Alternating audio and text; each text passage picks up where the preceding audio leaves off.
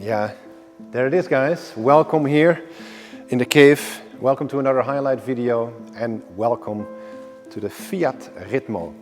Also known in the UK actually as the Strada. And this was a competitor in the 70s of the Golf, the very first Golf, the world. And what we see here is quite a bold achievement actually for Fiat. This isn't so much car design, this is more product design if you like.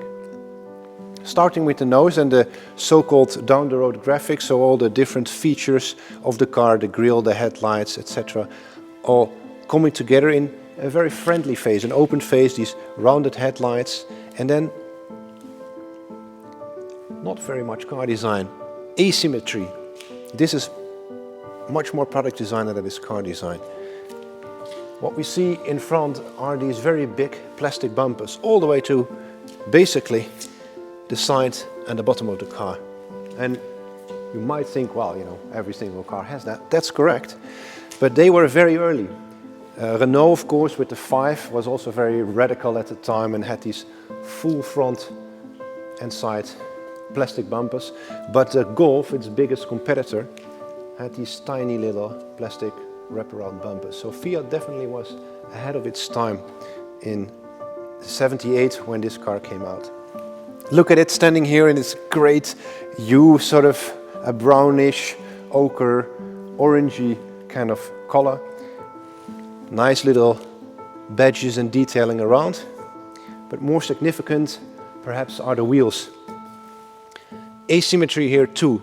And this was only taken up later in France by the French brands, Renault for instance, that came out with asymmetry in the wheels too. But definitely some experimenting going on at Fiat at the time, and this car is full of these product design and not automotive design experiments.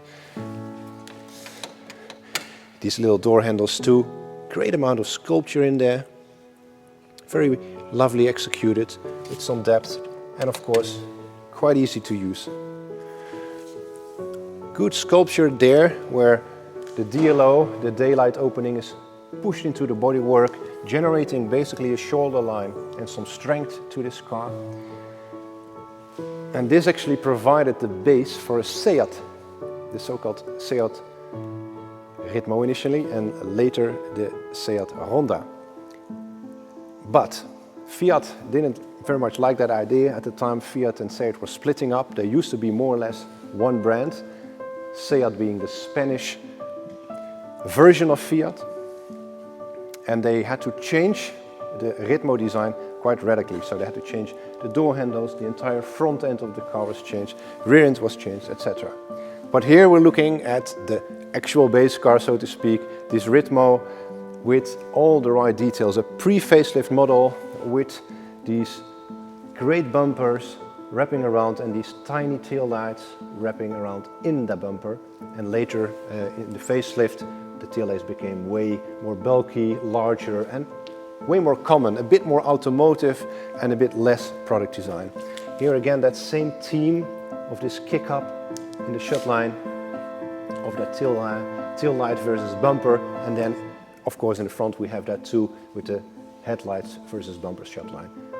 Very interesting, very much product design, and of course coming back here, it's the same principles of pushing back the daylight opening or the rear window in this case, creating this facette, and with that some strength, some visual mass, some visual muscle even if you like, making sure the entire design looks a bit more sturdy, a bit more rigid.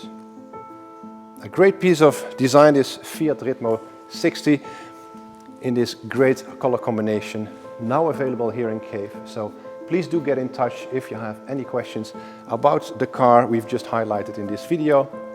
And for now I wish you all the best and please do enjoy the Fiat Ritmo.